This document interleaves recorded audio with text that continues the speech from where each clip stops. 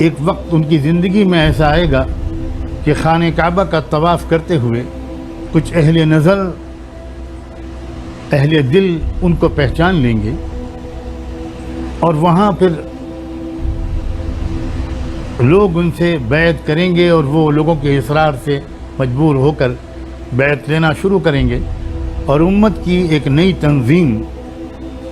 نئی طرح سے منظم ہوگی امت اور متحد، اور بہت عرصے سے جو کسی ایک مرکزی قیادت کے ارد گرد جمع ہونے کی فوائد سے جو محروم ہے یہ امت، وہ محرومی ان کے ذریعے سے اب ختم ہوگی، اور اہل حق پوری دنیا سے کھنچ کھنچ کر ان کا ساتھ دینے کے لیے آئیں گے۔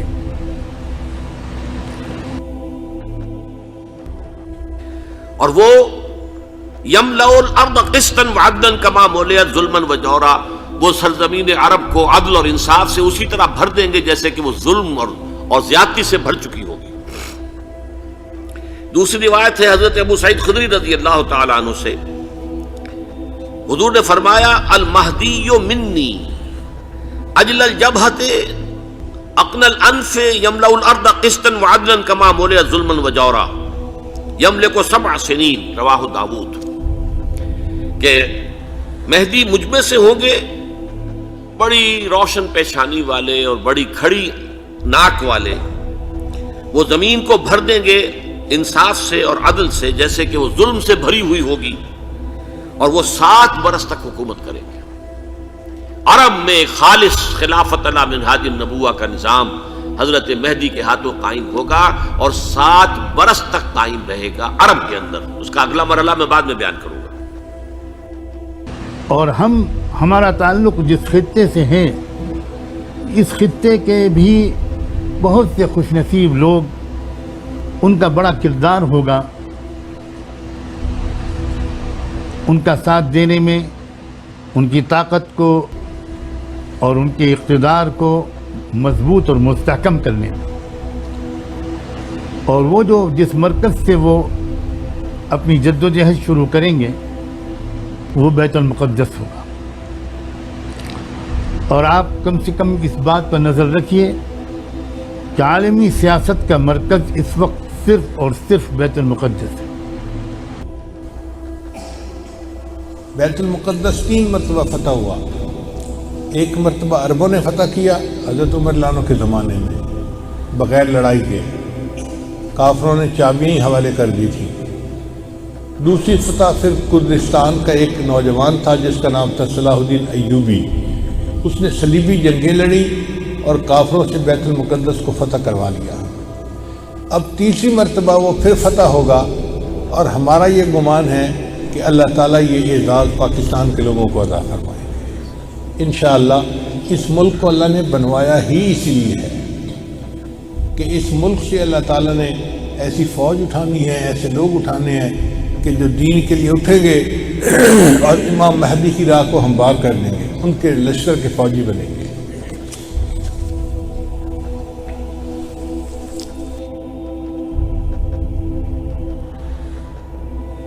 لیکن یہ کہ امام مہدی کی حکومت قائم کرنے کے لیے کون لوگ آئیں گے؟ عرب جو ہیں وہ اندر سے کھوکھلے ہو چکے ہیں، عیاشی نے، دولت نے، پیسے نے، دولت، پیسہ، عیاشی، اس کی وجہ سے کھوکھلے ہو چکے ہیں۔ یہاں میں آپ کو 2 حدیثیں سنانا چاہتا ہوں۔ سنن ابن ماجہ کی روایت ہے حضرت ابو ہریرہ سے رضی اللہ تعالی عنہ، قال قال رسول اللہ صلی اللہ علیہ وسلم اذا وقعت الملاحم بعث اللہ بعثا من الموالی ہم اکرم العرب فرسا واجودہ سلاحا یوید اللہ بہم الدین، رواہ ابن ماجہ عن ابی ہریرہ رضی اللہ تعالی عنہ۔ جب ملاحم کا دور شروع ہوگا تو اللہ تعالیٰ اٹھائے گا ایک لشکر یا لشکروں پر لشکر موالی میں سے۔ موالی کون ہے؟ عربوں نے جب فتح کیا تھا اس پورے علاقے کو خلافت راشدہ کے دوران، اور پھر وہ لوگ جو ہے، ایک رائے تو یہ تھی کہ انہیں غلام بنایا جائے ساری آبادیوں کو، لیکن یہ کہ حضرت عمر کا اجتہاد تھا، اس کے مطابق جو غلام نہیں بنایا گیا، تو وہ موالی کی حیثیت رکھتے ہیں۔ اربوں میں دم نہیں ہے، موالی میں سے لشکر اٹھیں گے کہ جو در حقیقت حضرت مہدی کی حکومت کو قائم کریں گے۔ ابن ماجہ کی روایت ہے، نبی صاحب نے ارشاد فرمایا یخرج ناس من المشرق فیوطئون للمہدی، کہ مشرق سے لوگ نکلیں گے جو امام مہدی کی راہ کو ہموار کریں گے۔ اب سعودی عرب کے مشرق میں تو ہمارا ملک بنتا ہے، اس کا مطلب یہ کہ جس کو ہم وادی سندھ کہتے تھے نا پرانا، وہاں سے لوگ اٹھیں گے۔ یہ پاکستان اور افغانستان کے درمیان کا ایک علاقہ بنتا ہے۔ اللہ ایمان والوں کو یہاں سے اٹھائیں گے اور پھر وہ امام مہدی کے آنے کی راہ ہموار کریں گے۔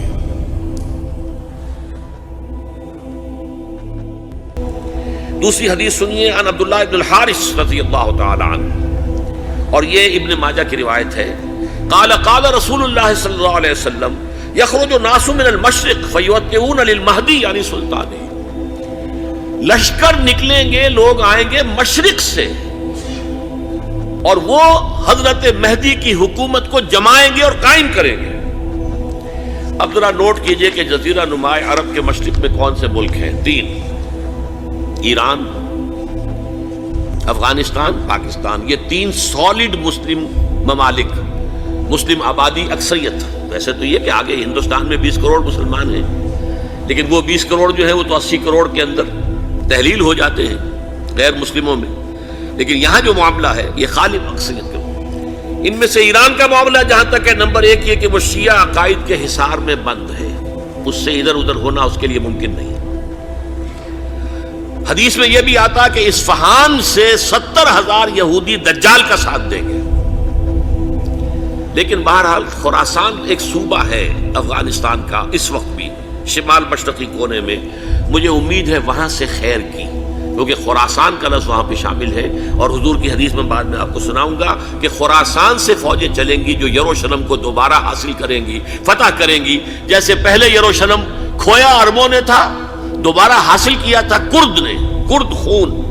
صلاح الدین ایوبی رحمۃ اللہ علیہ، ایسے اب پھر عربوں نے کھویا ہے، لیکن لینے والے خراسان سے لشکر آئیں گے۔ یخرج من خراسان رایات سود لا یردها شیء حتی تنصب بإیلیا، خراسان کے علاقے سے کالے علم لے کر لشکر چلیں گے جن کے رخ کو کوئی موڑ نہیں سکے گا جب تک کہ وہ جا کر یروشلم میں نصب نہ ہو جائے۔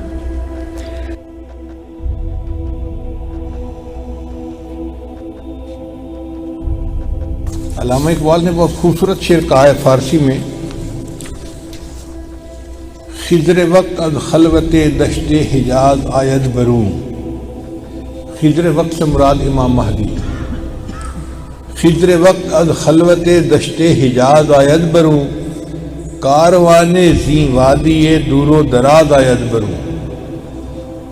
یعنی زی عظیم یہ کارواں جو ہے نا یہ دور دراز سے آئے گا اور حجاز کے اندر آ کر یہ برآمد ہوگا۔ حدیث مبارکہ میں بھی ہے کہ امام مہدی آئیں گے مگر وہ چھپے ہوں گے، اپنے آپ کو چھپائیں گے، پہلے مدینہ طیبہ میں ہوں گے مگر وہ وہاں سے مکہ مکرمہ اس لیے آ جائیں گے کہ لوگ مجھے پہچان نہ لیں، چھپ رہے ہوں گے لوگوں سے کہ لوگ مجھے دیکھ نہ لیں، پہچان نہ لیں۔ لیکن جب مکہ مکرمہ میں وہ طواف کر رہے ہوں گے تو وہ حجر اسود کے قریب آئیں گے تو ایک غیب سے آواز آئے گی کہ لوگوں یہ مہدی ہیں، تم ان کی بیعت کر لو، تو لوگ ان کے ساتھ بیعت کر لیں گے اور پھر ان کے ساتھ ایک لشکر شروع ہو جائے گا۔ یہ لشکر ایسا ہوگا کہ جس نے بالآخر بیت المقدس کو فتح کرنا ہے۔ حدیث مبارکہ میں ہے کہ کالے جھنڈے یہ لے کر لوگ اٹھیں گے اور وہ اس کو جا کر بیت المقدس کے اندر گاڑیں گے، یعنی امام مہدی کے ہاتھ پہ اللہ تعالیٰ بیت المقدس کو فتح کروائیں گے۔